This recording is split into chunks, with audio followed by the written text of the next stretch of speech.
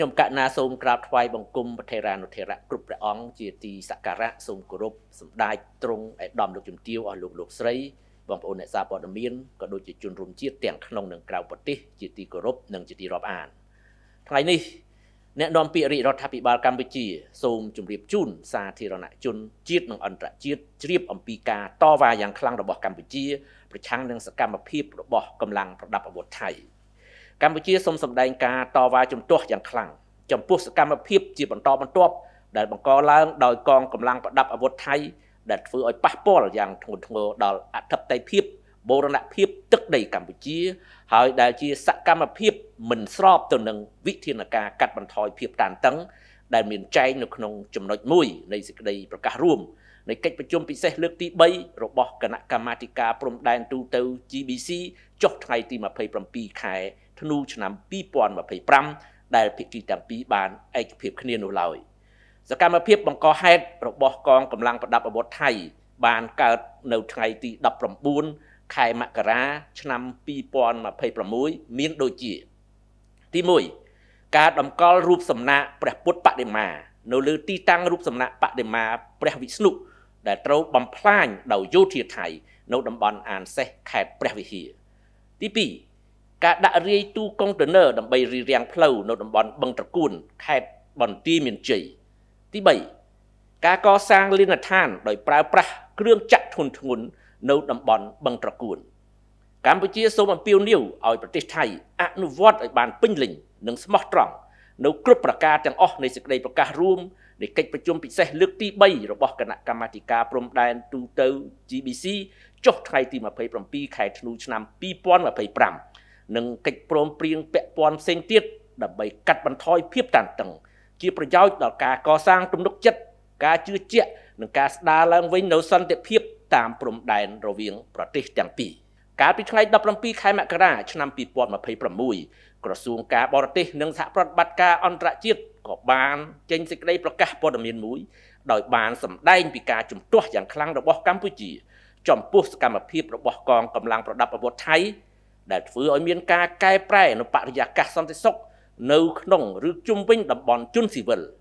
ដើម្បីពង្រឹងការគ្រប់គ្រងយោធាឬក៏បង្កើតស្ថានភាពថ្មីនៅលើទីតាំងជាក់ស្ដែងដែលជាមូលហេតុធ្វើឲ្យខូចដល់កិច្ចខិតខំប្រឹងប្រែងកាត់បន្ថយភាពតានតឹងនិងរារាំងការវិលត្រឡប់របស់ជនស៊ីវិលទៅកាន់ផ្ទះសម្បែងនិងកាន់កាប់ទ្រព្យសម្បត្តិរបស់ពួកគេដោយសុវត្ថិភាពនិងដោយសេចក្តីថ្លៃថ្នូរសកម្មភាពអស់ទាំងនេះរួមបញ្ចូលទាំងការរាយបន្លាលួសនៅក្នុងតំបន់ច្រកទ្វារអន្តរជាតិថ្មដាក្នុងខេត្តពោធិ៍សាត់កាលពីថ្ងៃ16ខែមករាឆ្នាំ2026ដែល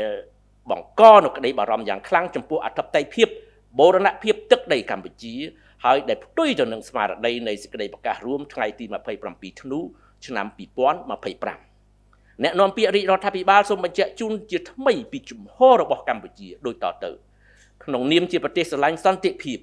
កម្ពុជាបញ្ជាក់ជាថ្មីនៅការបដិញ្ញាចិត្តយ៉ាងខ្ជាប់ខ្ជួនរបស់ខ្លួននៅក្នុងការគោរពបទជបាញ់និងគ្រប់ចំណុចទាំងអស់ដែលមានចែងនៅក្នុងសេចក្តីប្រកាសរួមថ្ងៃ27ធ្នូឆ្នាំ2025និងកិច្ចព្រមព្រៀងដទៃទៀតកម្ពុជាប្រកាន់ខ្ជាប់នូវការដោះស្រាយបញ្ហាព្រំដែនជាមួយប្រទេសថៃដោយសន្តិវិធី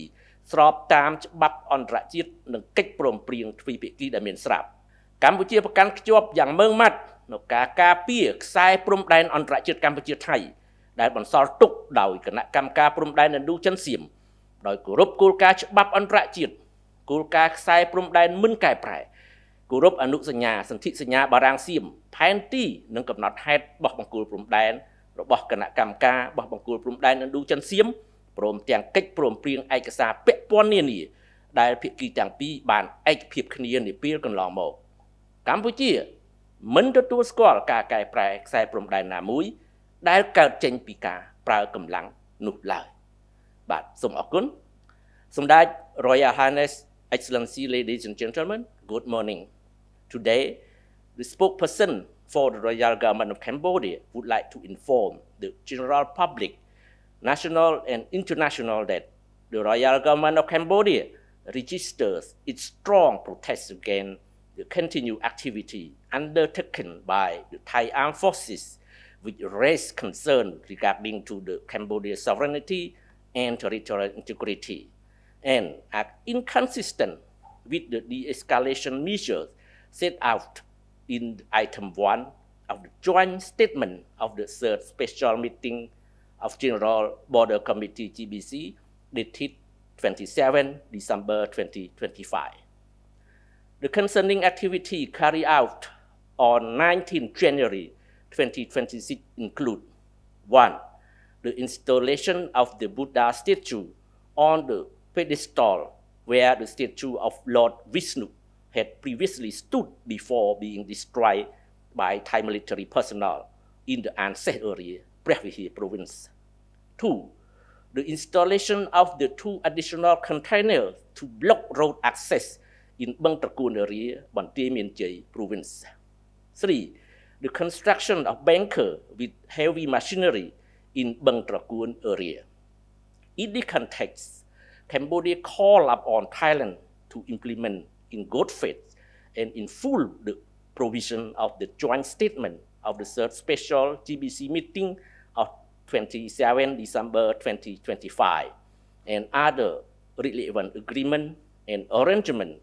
aimed at de-escalating the situation, building trust and confidence, and restoring peace along the border between the 2 countries. On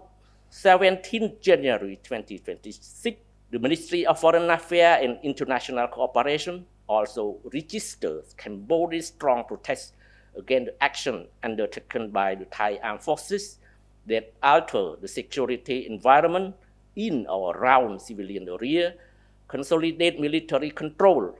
or create new fact on the ground, thereby directly undermining the escalation effort and hindering the safe and dignified return of the civilian to their home and properties. This includes laying barbed wire in the area of Tmorda International Point of Entry, Pusat Province, on 16 January 2026. The spokesperson for the Royal Government of Cambodia would like to re-emphasize that Cambodia, as a peace-loving country, already adhere to firm commitment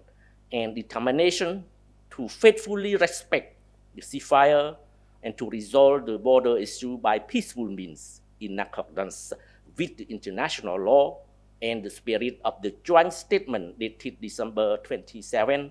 2025, as well as the spirit of previous agreements. Cambodia maintained its firm position in safeguarding the Cambodia-Thailand international boundary and as inherited from the Commission of Delimitation of Boundary between Indochina and Siam in full respect of international law principle, the principle of intangibility of frontier, ut positive juris, the Franco-Siamese Convention and Treaty, the map and the procès-verbal of the Commission of the abandonment of boundary between Indochina and Siam, as well as all relevant agreement and document mutually agreed upon by both parties. Cambodia will not recognize any alteration of the boundary line resulting from the use of force. Thank you for your kind attention. បាទកម្មវិធីយើងបានដល់ទីបញ្ចប់ខ្ញុំបាទសូមអរគុណសូមគោរពលាតែប៉ុណ្ណេះបាទ